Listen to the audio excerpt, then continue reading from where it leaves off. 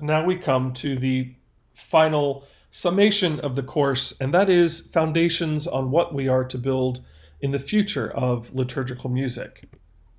And of course, this must begin with the ultimate reference point for us following the Second Vatican Council, and that is the dogmatic constitution on the sacred liturgy, Sacrosanctum Concilium. And in that, the 6th chapter, which deals with sacred music. And just the title of that, sacred music, leads us to a question. How is music to be considered holy? Is it through the words that are used? Is it through agreement, that we all agree that something is holy? Or is it through the seriousness of the music, that it's complex? No, they give us a definition right at the very beginning of how to consider music holy, and that is, sacred music is to be considered the more holy, the more closely connected it is with the liturgical action, whether making prayer more pleasing, promoting unity of minds, or conferring greater solemnity on the sacred rites. So what does it mean for music to connect to the liturgical action? This leads us to Article 112, which sets 3 requirements for liturgical connection that begin to define it. The first is making prayer more pleasing, or in other words, expressing prayer more sweetly. What then is the object of this requirement? That prayer is to be made sweeter, not necessarily for the worshiper. However, if people find that they're delighted by the music, so much the better. But their satisfaction is not the primary object of singing the liturgy. The second criteria is promoting unity of minds. In the context of liturgical action, this suggests that music draws the congregation to focus on what we believe, and therefore on the singular object of worship, which is the Paschal mystery. To what other purpose would unity of minds be directed? Here lies the first strong hint of the necessity of a semantic distinction in sacred music, how it sounds. For if music is to foster a connection to faith, it must also refer to it, however abstractly, to the exclusion of other things. And this reference requires semantic power. The third requirement confirms this necessity unambiguously, that is, in conferring greater solemnity. Music connects to the liturgical action by proclaiming with every note that it is the most important action of our lives. Consider that we began this course by looking at many different ways music has power. The Olympic Games, the opening ceremonies, graduation ceremonies, the Super Bowl and singing the national anthem, and the like. Since the Paschal mystery is greater by far, so must it have greater solemnity, conferred in part by its music, like no other in the world. The Church indeed approves all forms of true art, which have the requisite qualities, and admits them into divine worship. The idea of requisite qualities again affirms that sacred words alone cannot ensure the integrity of a composition of sacred music. The phrase all forms affirms again that the sacred treasure is not a fixed repertory of compositions, but a tradition that, certainly comprising a repertory, is capable of admitting new musical forms and new musical languages. But this is not necessarily an invitation to all kinds of music. To the contrary, true art proclaims the absolute truth and beauty over all experiments, developments, and growths of tradition. The document goes on to say, accordingly, the Sacred Council, keeping to the norms and precepts of liturgical tradition and discipline, and having regard to the purpose of sacred music, which is the glory of God and the sanctification of the faithful. This conclusion to this chapter 6's preamble really is the key article in the chapter. It appears kind of formulaic at first glance, but actually amplifies the role and power of music in the liturgy. By alluding to adherence to ecclesiastical tradition and discipline, it proposes a means to connect with dogmatic tradition, that capital T tradition that cannot change, and its enormous weight. Then it defines the very purpose of sacred music, the glory of God and the sanctification of the faithful. This purpose implies that music has the power of sanctification, not by itself, of course, but in its connection with the liturgical action. So let's look at some roles, when to sing and when to listen. And this gives some clues in Article 13. The suggestion is that it should be cooperative, right? Ministers and the congregation both play a role. The ordinaries are when the congregation should participate. Brevity and repetition of prayers allows them to be memorized more easily. Consider when we looked at St. Mark's Basilica in Venice and how that music was done. Finally, the propers are not mentioned alongside the ordinary of the Mass, suggesting that these might be for trained ministers, singers, choirs, cantors, etc. This phrase is used quite often, the Treasury of music. I believe it's actually in the title of the book, and other texts dealing with liturgical music. In Latin, Thesaurus, Musicae. The treasury of sacred music is to be preserved and cultivated with great care, from Article 114. Tradition, by its very nature, is an historical phenomenon. So how do we use the treasury of music? Well, Anthony Ruff, in his text, which I mentioned briefly at the beginning of the course, we've read a couple of articles from it, but he says there is no fixed repertory, right? Because tradition is changing. The return we have to this question of tradition versus change. How do we do new music? A tradition that cannot admit the growth of new repertory within its bounds is dead. A tradition that rejects its history destroys itself. So this kind of symbiotic relationship between new music and tradition, it's kind of oxymoronic to invent a new tradition, isn't it? How do you invent new tradition? Tradition occurs naturally as time passes and routines are preserved. Let's look at something a little different. What is the role of the choir? There are two divergent ideas. The choir has a distinct role in the new liturgy. The choir's role is to support the congregation's active participation. This leads somewhat to a new and continued ambiguity. The language suggests the congregation has the rightful place in the Mass, but the extent to which is unclear.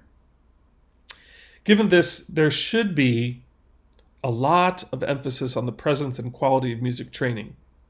Apparently, there has been none.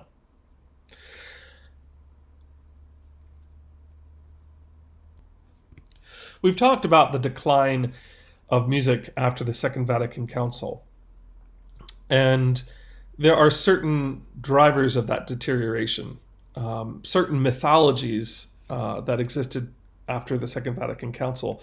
Some are critical of what has occurred after the Second Vatican Council and the initial understandings of Sacrosanctum Concilium. There are three categories of mistaken notions that have contributed to the deterioration of liturgical music: relevance, liturgical democracy, and false creativity. So let's take a look more clearly at those. Relevance. Music must be popular and locally relatable to have any hope of bringing in worshipers and benefiting the liturgy. Of course, this is not always the case. Old music became bad, and new music is assumed to be good. Of course, relevance is not a bad goal, but it can get out of hand. Again, the same with liturgical democracy. That is not necessarily a bad thing. this idea of liturgical democracy has promoted active participation, but it came an attitude that there is no liturgical hierarchy. Liking music was not so important, and it's not about the worshiper's opinion. We discussed that a couple of slides ago. There was a disparaging of skilled musicians or of musical training. Any emphasis on musical professionalism was looked down upon. And then finally, the third notion that fueled the decline is this idea of false creativity, which rose from the presence of options and alternatives, which certainly the document and Second Vatican Council does give. It also comes from the idea that variety is necessary and preferred. Disregard the notions of hospitality towards repetition and tradition. I will say that there are times when I've gone to the synagogue and much of that music has remained the same, especially in the parts where most people sing everything, like in the Shema, which is it's a very short, simple creed of the Jewish people. And the way people sing it, it's not something that's been composed over and over and over again. But the level of singing is incredibly strong. If you look at the Catholic Mass, there are many times where I hear the Lord's Prayer, the Our Father, chanted in English or in Latin, whichever you will, but it's certainly in an English parish in the United States, where that is the most sung part of the Mass. And that idea of needing to do something new with that is essentially what this false creativity is. Actually, it's the simplest things that get the most participation. So has it been contributed by the pride of individuals in power, or such as music directors? A good question. So now let's take a look at true art. And we have 3 principles of true art: the sacred music semantics, absolute musical beauty, and Participatio Actuosa, active participation. Let's take a look at the first, sacred music semantics. Liturgy as semantic center. The test of sacredness.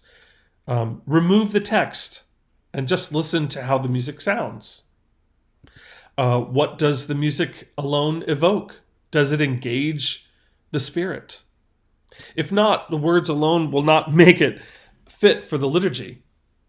Swain says, this is an essential, but it is insufficient. The next thing to look at, absolute musical beauty. The passage of time is the best musical judge. It makes creating tradition paradoxical. If they transcend changes in generational preferences, there is something that makes them great on a basic level. And if new works are created by composers trained in tradition and under natural circumstances, that is a hopeful sign. Consider what he talks about in the Shakespearean actor, Romeo and Juliet, example given. And then finally, the third principle, Participatio Actuosa, the absence of interest by the lay people in the 17th and 18th century constituted a decline in liturgy. Vatican II ended that decline. It's arguable that promotion of active participation revamped interest. However, it kind of got out of hand, as we've discussed in the class.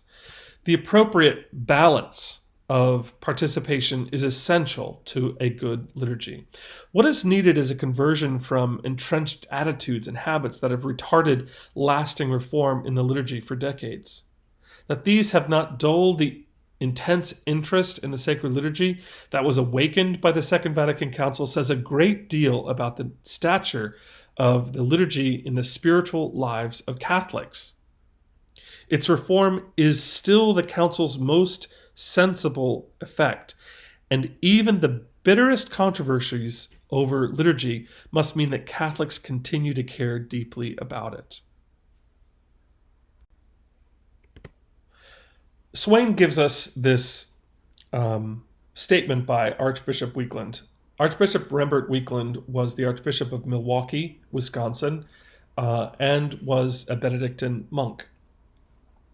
He says, "Liturgy, and thus its song, is not, first of all, entertainment. When young people say that liturgy is boring, they may be very correct, just as many necessary aspects of life are boring if one does not know anything about what is happening and cannot enter fully into the action. Liturgy will always be boring. If we do not see ourselves as involved, as the actors, as praying, as one with Christ under the action of the Holy Spirit, liturgy demands faith and inner participation.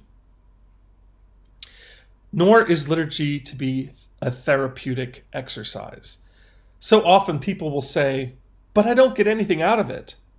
This personalistic view of every aspect of life, how it affects me, what I get out of it, pervades our culture. Liturgy is not a group therapy session. The song that accompanies the liturgy can be one of just praise of God, with no concern about its therapeutic effect on the worshiping group. Nor is liturgy a form of human intimacy, unless with Jesus Christ. In our culture, people find intimacy that highest form of relationship that all seem to be seeking. Liturgy joins all gathered into a unity, but that oneness is deeply spiritual and not the kind that would go under the rubric of intimacy in today's world. There are varying standards for active participation, Participatio Actuosa. The Council Fathers knew that there could be no absolute standard for appropriate level of congregational singing and participation. Sacred semantics, beauty, and Participatio Actuosa will sound different in different places. That's important to remember. Also, power in the hands of people such as bishops make choices as to what is appropriate for the local culture's worship, but also pays respect to the liturgy. Why should we use liturgical music? It makes prayer more pleasing. It expresses prayer more smoothly. Music believes to be drawn the congregation to focus on what we believe. It unites people. And some people, I hear it often in church, people will say, well, not everyone can sing. Not everyone has a good voice. Some were born with a gift. Or music lessons are necessary to be able to sing. That is wrong. You do not need a good voice to sing. Anybody can sing. You need to know the lyrics, but you can memorize them too. We know that anyone can sing. Anybody who loves the other can sing. And this takes us to the very beginning of the course, and that is about love and how we show that love to the object of our worship, of course, Jesus. And remember, Raphael, it doesn't matter whether you can sing. It matters whether or not you love that person, right? Happy birthday. You'd be considered a total jerk if you didn't sing happy birthday, regardless of whether or not you have a good voice. So with that, we come to the end of my material for this course. Let's listen to some music.